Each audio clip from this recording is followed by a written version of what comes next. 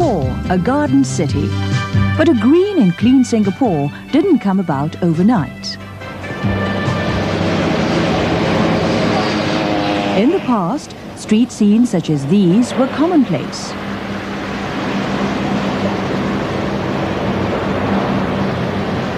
The environmental condition of our streets were far from clean and hygienic. Being a small island with a high population density, indiscriminate littering and improper disposal of refuse posed a major health hazard to the population.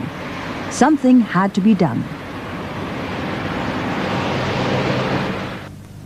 So 20 years ago, on 1st October 1968, a nationwide Keep Singapore Clean campaign was launched by the Prime Minister. We have built, we have progressed, but there is no hallmark of success more distinctive and more meaningful than achieving our position as the cleanest and greenest city in South Asia. The campaign was launched at a crucial period when major problems such as housing and unemployment were largely being solved. It was thus timely to instill in the people the need to upgrade their environment and quality of life. It was also the first time a massive campaign aimed at public education was carried out. The campaign is unique in that it has been planned and conducted in a scale which has never been done before. It involves every man, woman and child, every employer, workman or housewife. It is the responsibility of everyone in Singapore to refrain from littering,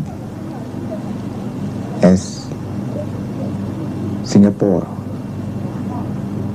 is one home and one garden for all of us. In order to reach out to everyone, full publicity was given to the campaign. To keep our city clean, our parks and beaches too. Just put your waste into a bin and see that others do.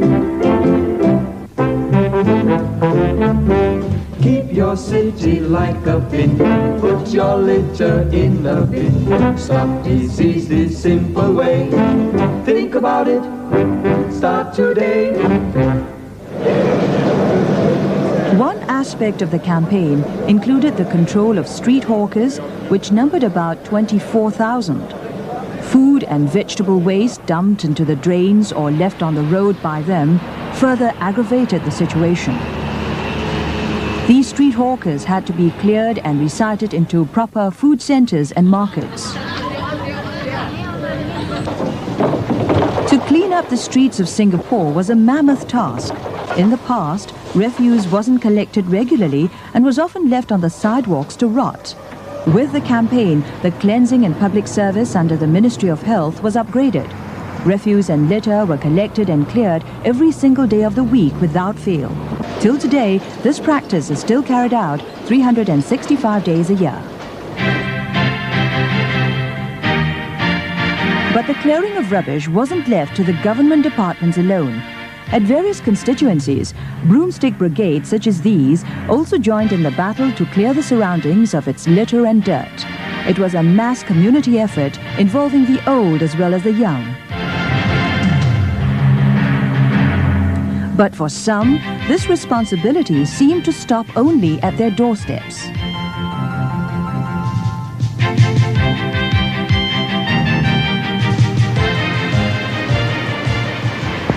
Public places were still being littered. People were indifferent. This long ingrained habit of the people had to be changed.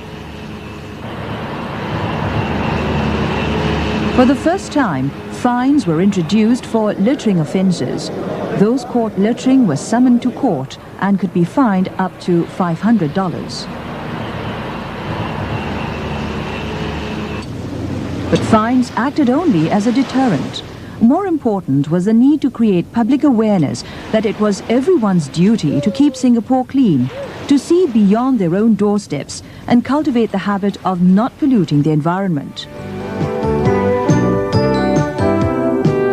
Successive campaigns further reinforced this message. In no time, there was a visible difference. Singapore was cleaner, and littering was no longer a major problem.